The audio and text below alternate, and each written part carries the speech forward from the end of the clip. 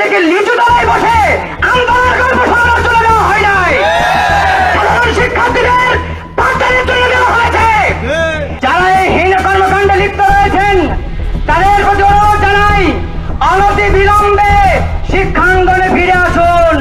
ক্যাম্পাসের যে নীরবতা মরুভূমির মতো অবস্থা দেখতে পাচ্ছি, সর্বশেষ আমরা এই অবস্থা দেখেছি করোনা ভাইরাসের সময়ে।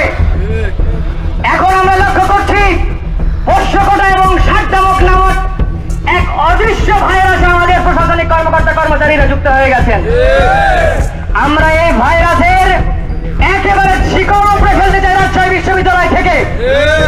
রাষ্ট্রের প্রশাসনের গরিব দুঃখী মেহনতি মানুষের লক্ষ লক্ষ কোটি কোটি টাকা আপনাদেরকে লিচু তলায় বসে আন্দোলন কর্মসূচি তুলে দেওয়া হয় নাই, সাধারণ শিক্ষার্থীদের পাঠদানে তুলে দেওয়া হয়েছে। আপনি আমার শিক্ষার অধিকার হরণ করেছেন, আপনি শিক্ষাঙ্গনের ক্লাসরুমের অধিকার হরণ করলেন, চুপ থেকেছি।